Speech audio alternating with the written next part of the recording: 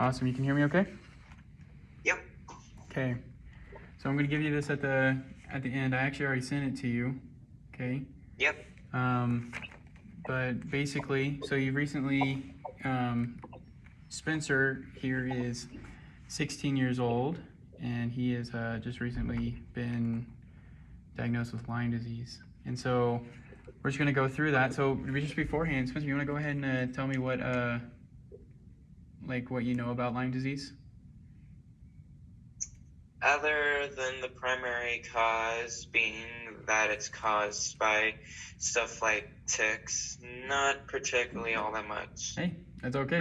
I mean, I don't know a lot about ticks myself a ton until, specifically Lyme disease until, you learn about it a little bit, right?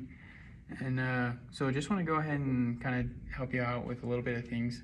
First off, we're going to cover the four questions. What is it? Can it be treated? What can you do? Or what can you do, right?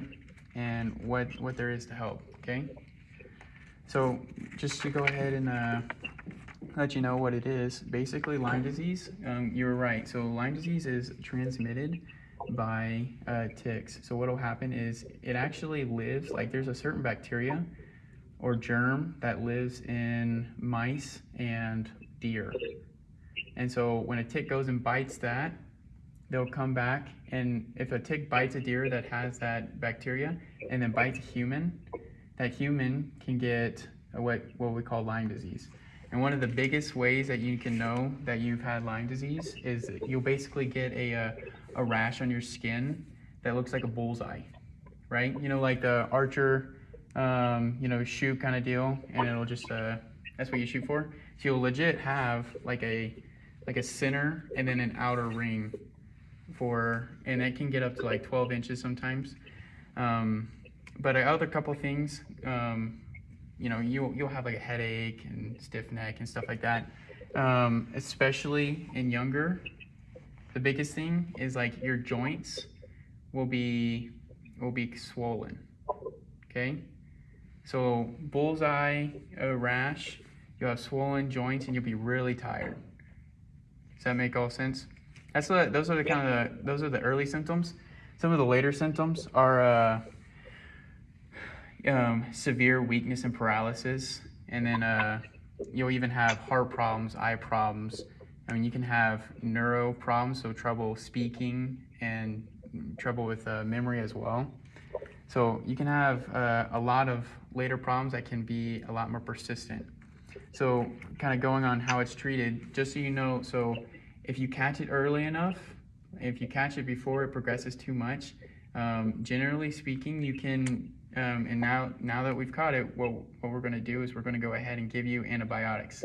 And what that is it's just a medicine that's going to kill that bacteria inside of you. And that'll basically get rid of that. Are you nervous that, you wouldn't be able to do anything or whatnot? Does having Lyme disease or anything like that make you nervous?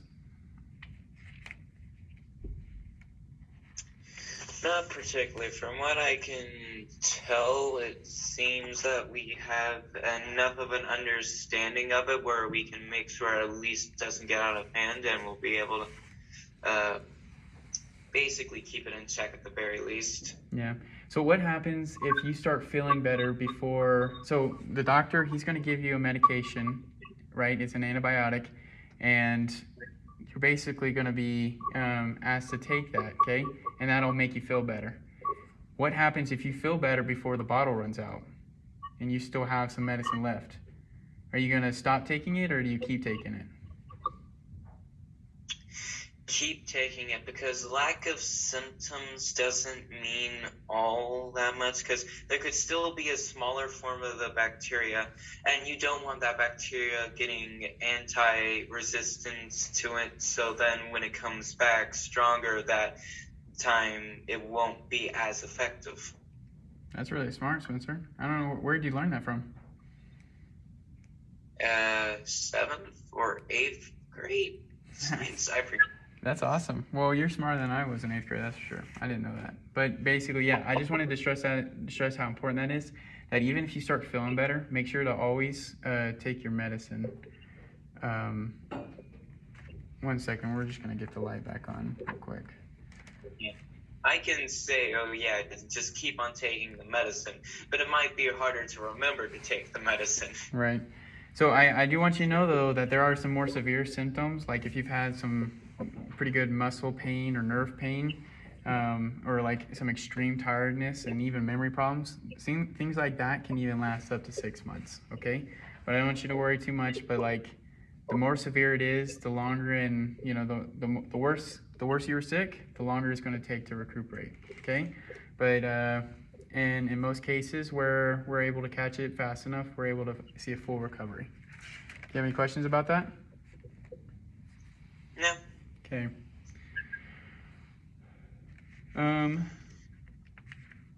Okay, so along with the antibiotics, there's a couple more things that you can do. You can take Tylenol or Advil or Motrin or Aleve, some sort of painkiller, okay?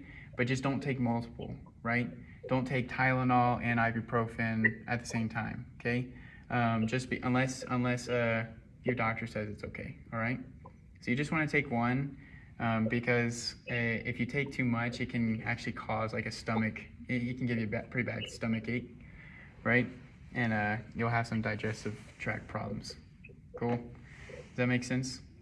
So you want to take some painkiller, but don't take more than one, and don't take too much. Is that cool? And yeah, then that seems like normal painkiller treatment. Yeah. Don't take aspirin. Okay, you're not over 18, so you don't want to take aspirin. And then you're gonna have a couple follow-up appointments with your doctor. Okay, and so it's really important in this to follow up and go to your doctor appointment. Does that make sense? Just because making sure you're keeping up with the doctor is one of the big parts of getting fully recovered. And then just last one, if things get really bad, either have you or mom or dad call the doctor and just kind of like, hey, tell them that symptoms are getting really bad and even worse, okay? So do you know how to prevent Lyme disease? So we talked about how you get it, right? You get it through spread of tick bites. So how do you prevent it? Well, other than just staying inside 24/7, which isn't healthy for other reasons, I guess constantly making sure that, constantly checking that you haven't been bitten, or even like using some of those insect repel stuff. Yeah. So I like what you said. So insect repellent, right? That's a couple things that we're going to talk about right there. Okay. So I like what you're saying. So just so you know, that even since you've already had Lyme disease, does not make you also immune to it. Okay. So you still need to make sure you're keeping. You still need to make sure you're still preventing that, and as much as you can, avoid tick bites. Okay. So wearing long sleeves, long clothes, pants, closed-toe shoes, you said all that, right? Insect repellent, but there's specifically an ingredient I want you to look for, DEET. Do you know about DEET in mosquito repellent, or just bug repellent? DEET? Okay. So that's a specific ingredient, and you want insect repellent that'll specifically have 10 to 30% at least. Okay. Also, just don't sit on the ground when like there's a good chance. Also, making sure you're routinely checking for ticks. Now, if you do get one, you want to remove it as fast as you can, just so that the longer the tick is there, the more chance you have of being sick. Does that make sense? Okay. Okay. And do you know how to remove a tick? I remember that the head usually gets stuck in there, and I don't remember exactly how you're supposed to get that out. Or that might be a different insect. I might be getting confused. No. So that can happen sometimes. So people think that burning and stuff like that will be better because they'll pop out if you do that. But actually, it's best advised that you just use tweezers and just slowly. Don't jerk it because, like you said, you might have part of it get stuck in you. But just slowly kind of pull it out, right? Yeah, so do you have any questions for me? No, not really. You've done a good job at explaining this. Okay. Just to let you, I'll let you go ahead and, so what exactly have you learned today, do you think? Primarily just the exact symptoms of Lyme disease. Yeah. Most of this seems So what would be some symptoms of Lyme disease? Well, the key point one that you pointed out was the bull's eye rash, or like the bull eye rash, whatever, and like headache and tiredness, which are fairly common, but the one that distinguishes it, and apart from the early symptoms, is the bull's eye rash. Cool. Yeah, so they'll have pretty much like flu-like symptoms is what a lot of people will say. And then, so how are you going to make sure that you recover from it? Make sure you take your antibiotics regularly, and if it seems that it's getting worse, contact the doctor. Okay. Yeah, that's awesome. And then, as far as like, what are the things that maybe are important for you to do? So you said contact a doctor, right? I think you said take the medication, right? Yeah. Yeah. One important thing I just want you to remember is don't take aspirin, okay? That's just one thing I just want, and don't take too much painkiller, okay? There are a couple other pretty common questions I just want to kind of run you through. So one, do you know if Lyme disease is contagious? I wouldn't. So it's assume so. yeah. But So you're right. So it's not contagious. It's just a bacteria that's in your body that's not. It's spread by tick bites. Another one is Lyme disease. Some people a lot of times ask, does Lyme disease always have to have a bullseye rash? And it doesn't. Sometimes there's like 1 out of 5 people don't develop a rash. And some people that get a rash, it's not necessarily a bullseye rash.